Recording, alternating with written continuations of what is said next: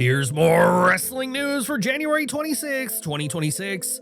Your headlines for this afternoon include big decision looms over Drew McIntyre's title reign, major WWE creative shakeup planned for Raw and SmackDown, what fans didn't see after Sami Zayn's match at Saturday night's main event, identity of fan who flirted with Andrade on AEW Collision revealed, NJPW confirms Evil is leaving ahead of contract expiration, Bishop Dyer admits taking indie wrestler's spot in AEW debut, and more. Drew McIntyre reached the top of WWE on the January 9th episode of SmackDown, defeating Cody Rhodes in a brutal 3 stages of hell match to capture the undisputed WWE Championship. While the victory marked a major milestone in McIntyre's career, attention has already shifted to how long his reign is expected to last. According to Bodyslam.net, there is growing internal speculation within WWE that McIntyre could remain champion through WrestleMania.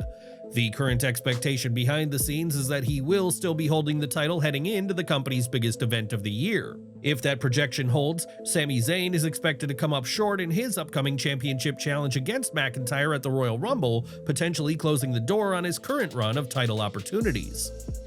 Meanwhile, attacks by Cody Rhodes and Jacob Fatu on security personnel and referees could carry storyline implications in the weeks ahead. One possible direction could involve SmackDown General Manager Nick Aldis taking action against Rhodes and Fatu, potentially removing both from their respective Royal Rumble spots.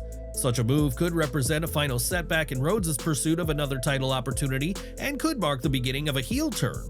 That heel version of Cody Rhodes could start a singles feud between the two. Given Fatu's role in events that unfolded at Saturday night's main event, that rivalry could provide a clear creative pivot while leaving Drew McIntyre free to move into a different WrestleMania program. Another possible direction is WWE moving forward with a triple threat match for the undisputed WWE Championship, pitting McIntyre against Rhodes and Fatu. While nothing has been confirmed, the convergence of recent angles and internal expectations has fueled debate about whether that will ultimately be the WrestleMania direction. Do you want to see a triple threat match for the title at WrestleMania? Or should WWE take a different path and crown a new champion? Sound off in the comments below. After defeating Randy Orton, Trick Williams, and Damian Priest in a fatal 4-way match, Sami Zayn officially secured his spot as the #1 contender for the undisputed WWE Championship. Following the bell, Zayn remained in the ring in Montreal and addressed the crowd in an unscripted off-air moment that resonated deeply with those in attendance. While the segment did not air on television, it became one of the night's most memorable moments as Zayn soaked in the reaction from his hometown and reflected on the long road that led him back to this position. And I'll just say this in English so I can express myself as clearly as I can, even though, if I'm being honest, I don't really know what to say. I've had the chance, I've been so lucky to stand in this ring, and god damn. The love you guys give me, man. Oh my God.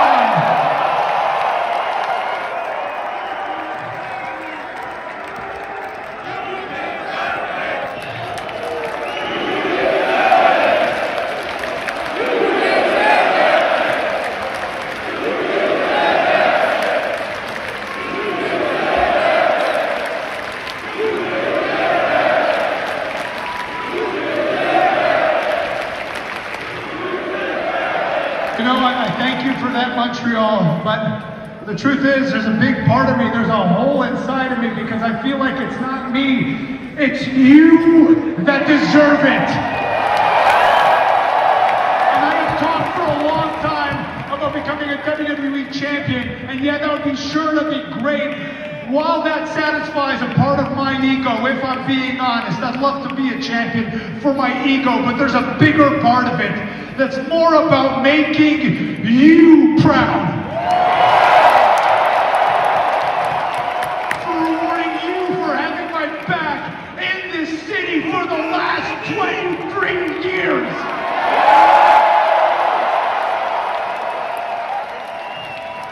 And you guys, there's one thing about the city of Montreal, it's a city of believers.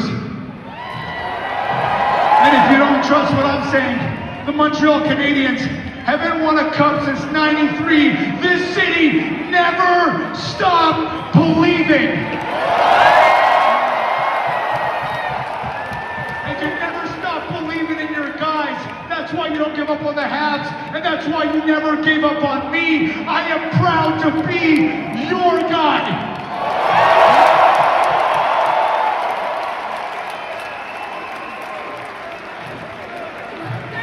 To win a WWE Championship, more than anything, the thing you need more than anything in the world is momentum. Momentum.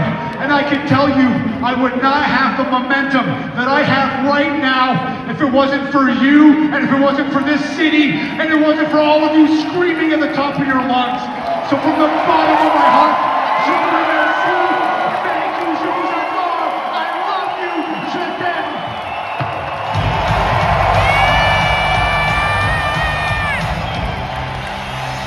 Zayn entered Montreal as the hometown favorite and left as the top contender, now set to travel to Saudi Arabia with the biggest opportunity of his career directly in front of him.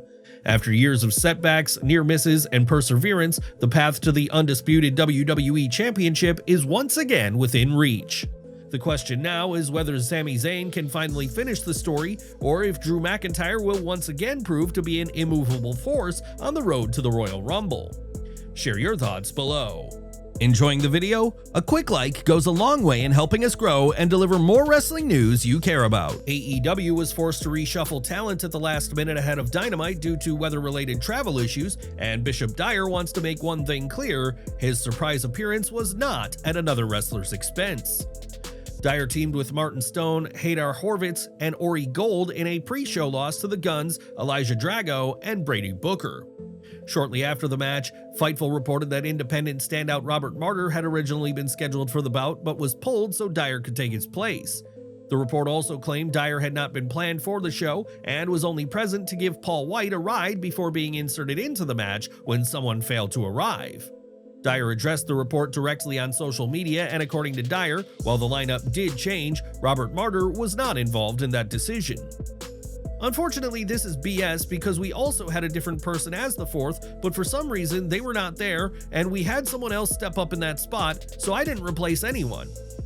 Dyer explained that another unnamed wrestler was originally scheduled for the match but did not make it to the venue. Someone else filled that position before Dyer was ultimately added, contradicting the idea that his involvement came at the expense of another talent. The situation offers a look at how quickly AEW bookings can shift when travel disruptions hit, particularly during winter weather. Despite Dyer's clarification, his appearance has still fueled speculation that AEW could be exploring future opportunities with him following his WWE departure. For now, Dyer appears focused on correcting the narrative and making it clear that he did not leapfrog anyone for a spot. What's your take on Bishop Dyer's AEW debut and his response to the replacement report? Do you see this as a one-off appearance or the start of something more? Share your thoughts below. Evil's run in New Japan Pro Wrestling is officially coming to an end.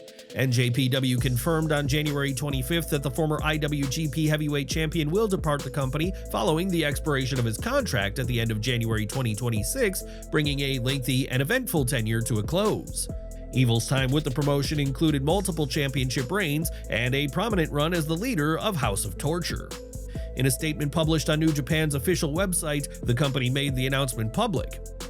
After careful consideration and discussions with NJPW management, Evil, who has been a long-standing member of the NJPW roster, will leave New Japan Pro Wrestling at the expiry of his contract at the end of January 2026. NJPW also acknowledged the timing of the news and addressed fans directly. We apologize to fans for the sudden nature of this announcement. New Japan Pro Wrestling wishes Evil the very best in his future activities.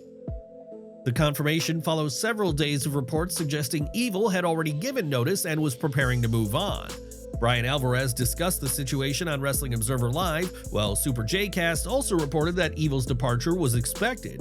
Earlier this month, the 38-year-old lost the Never Openweight Championship to Aaron Wolf at Wrestle Kingdom 20, a result many interpreted as a sign that his New Japan run was nearing its conclusion. With his exit now official, attention will turn to Evil's next move and where he may land once his contract expires. Do you think his future lies in WWE, or could another destination be in play? Share your thoughts below. During the January 24th edition of AEW Collision, Andrade faced Magnus in singles competition. While the match itself unfolded as expected, it was a brief ringside moment that quickly became one of the night's most talked about scenes. Midway through the bout, Andrade stepped outside the ring and interacted with a smiling woman seated at ringside. He posed for a selfie with her, handed the phone back, and appeared to pass along his number, triggering a loud reaction from the live crowd as the exchange played out on camera. Shortly after the episode aired, the woman involved identified herself. Independent wrestling talent Sophia Sivan took to Instagram to confirm she was the fan featured in the viral clip, sharing the selfie with Andrade and acknowledging the attention surrounding the moment. Sivan's work across promotions such as AAA, CSW, and Shine immediately fueled speculation online over whether the interaction was spontaneous or part of something more intentional. With the moment airing live and Andrade remaining in character throughout, fans have debated whether the exchange was purely playful or a subtle tease for a future angle. What do you think? Was this a one-off moment caught on camera, or could it lead to a larger on-screen story? Share your thoughts below. WWE has made a notable behind-the-scenes creative adjustment that could influence the direction of both Raw and SmackDown moving forward. According to PW Insider, long-term WWE writer Ryan Ward has recently taken on the oversight of the overall creative direction for both flagship brands. The move is described internally as a recent adjustment, signaling a more unified creative structure across the two shows. At the brand level, leadership responsibilities have also been clarified. SmackDown's creative team will now be guided by Road Dogg alongside John Swikota, while Raw will be co-led by Alexandra Williams and Jonathan Backstrom. Fightful Select later confirmed the reshuffle, with a source close to the situation corroborating PW Insider's reporting. Williams has played a key role in shaping CM Punk's presentation since his return to WWE, working directly as his primary writer and contributing heavily to his recent promo work and storyline direction. Backstrom brings extensive experience to his role, having previously served as Raw's head writer beginning in September 2019, in addition to leading 205 Live for approximately a year and a half. On the SmackDown side, Swikota assumed lead writing duties in the summer of 2024 and will now share creative responsibilities with Road Dogg, who has remained a consistent presence in WWE's creative process over the past several years. With Ward overseeing both brands, WWE appears to be positioning itself for greater creative cohesion across its weekly programming. What's your take on this creative restructuring? Do you think a unified vision will improve long-term storytelling for Raw and SmackDown? Share your thoughts below. For all of our subscribers, don't miss the 9 a.m. Eastern video we dropped earlier today. Smash that bell icon and select all notifications so you're always in the loop.